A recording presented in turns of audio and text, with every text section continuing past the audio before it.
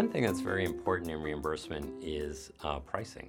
So from the standpoint of determining what is the right or viable pricing for a device is incredibly hard to do, quite frankly.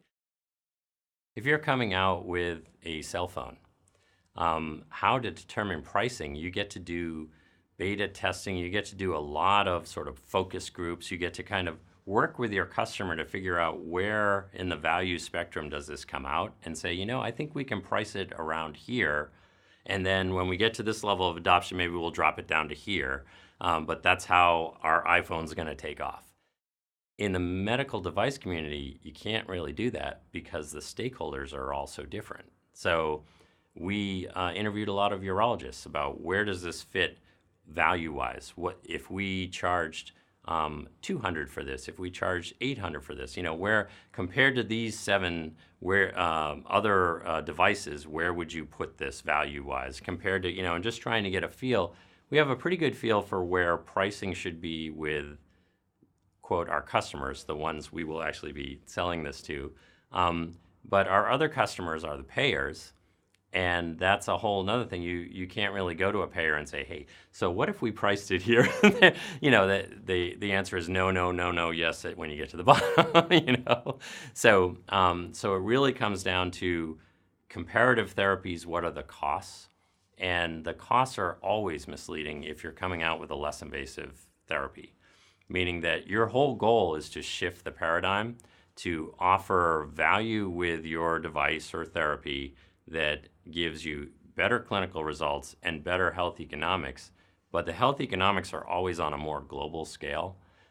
Typically, a new device is more expensive than an old device. The way it's rationalized is it's more expensive as a device because it saves these very expensive parts of healthcare.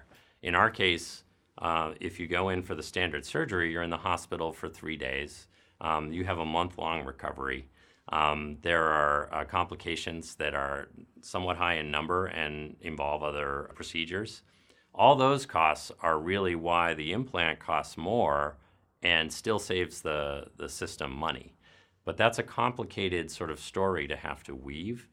And it's always easier if it's just, well, no, it costs less than this surgical device, so let's do it.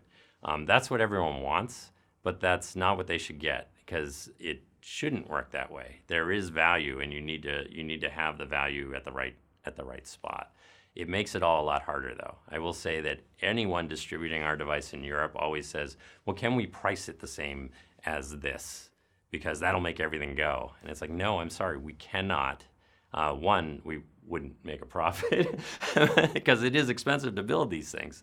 But the whole idea of why it's worth to put the money in to build these interesting implants is because it does save in all these other expense lines, and it does improve the clinical outcome. So your job is to build that story, or is to sort of, you actually have to sell. You actually have to go out and share that story and allow people to understand what the value is.